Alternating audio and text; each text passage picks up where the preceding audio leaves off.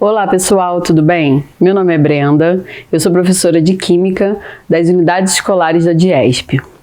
Esta é a primeira videoaula da disciplina de Química do Ensino Médio, módulo 2 do primeiro bimestre.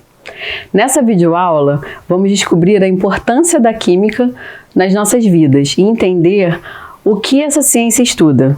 O que vem à cabeça de vocês quando vocês pensam na disciplina de Química? Um cientista maluco? Conteúdos muito difíceis? A Química está presente em nossas vidas o tempo todo. Quando você faz um café, quando você senta em uma cadeira, quando você cozinha. Ela é uma ciência que estuda a estrutura, a composição e a transformação da matéria. E o que é a matéria? Matéria é tudo aquilo que tem massa e ocupa lugar no espaço. A água, o ar e a madeira são exemplos de matéria.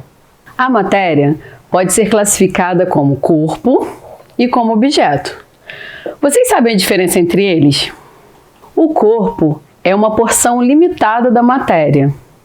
Já o objeto é um corpo produzido para ser utilizado pelo homem. A matéria apresenta 3 estados físicos. Esses eu tenho certeza que vocês conhecem. No estado sólido, o gelo, como exemplo.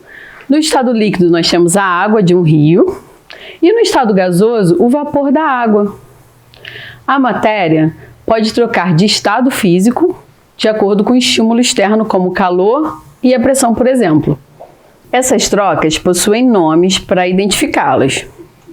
A primeira delas é a fusão, que representa a passagem do estado sólido para o estado líquido. Outra é a vaporização, representa a passagem do estado líquido para o estado gasoso.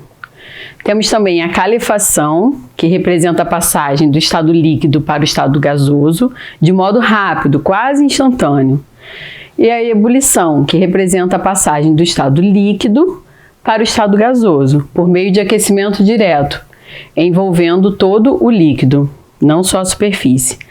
A evaporação representa a passagem do líquido para o estado gasoso, que envolve apenas a superfície do líquido, ou seja, a parte de cima.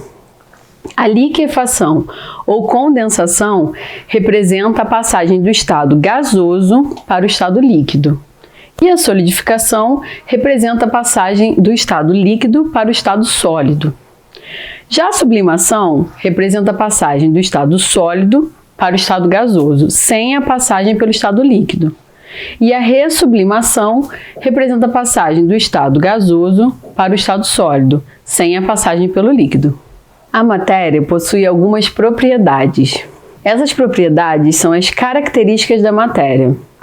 Elas podem ser gerais, quando existem todas as matérias, ou específicas, quando apenas um determinado grupo as possui. A matéria também sofre transformações.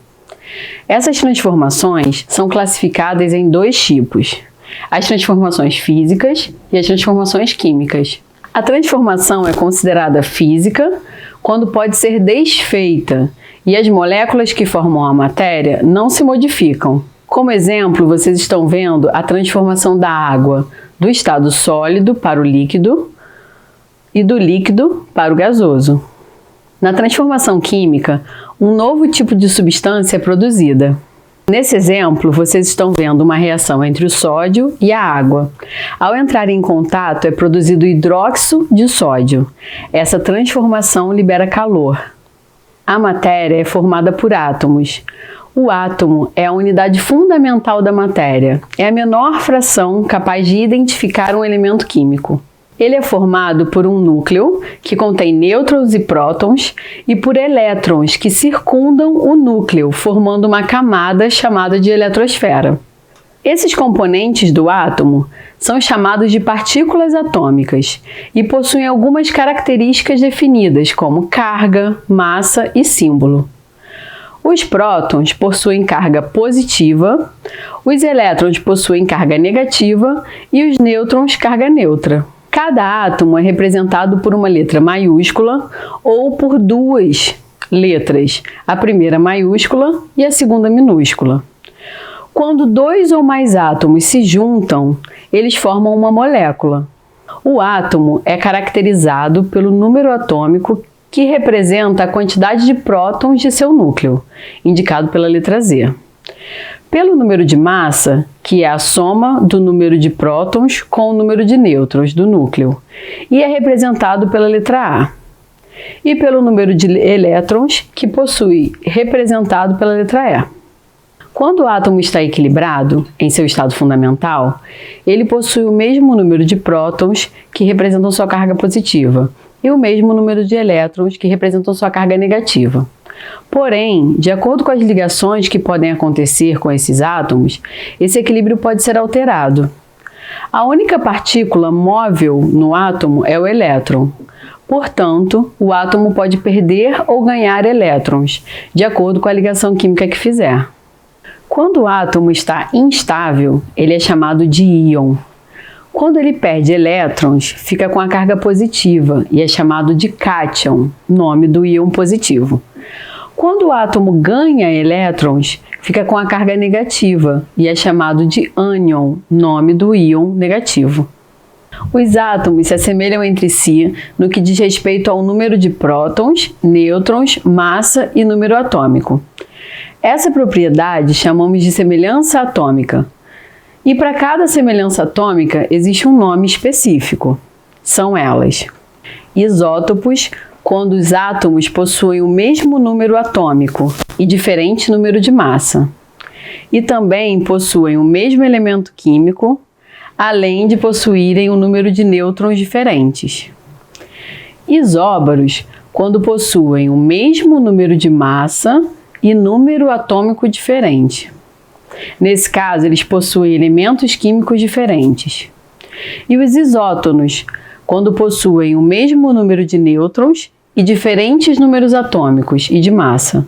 São elementos químicos diferentes. Já os isoeletrônicos ocorre quando os átomos com elementos químicos diferentes se apresentam com números de elétrons idênticos. Como eu disse no início da aula, a química faz parte do nosso cotidiano, pois tudo ao nosso redor é formado por átomos e moléculas. E como podemos perceber, a química é a ciência responsável por estudar esses átomos, suas características e interações.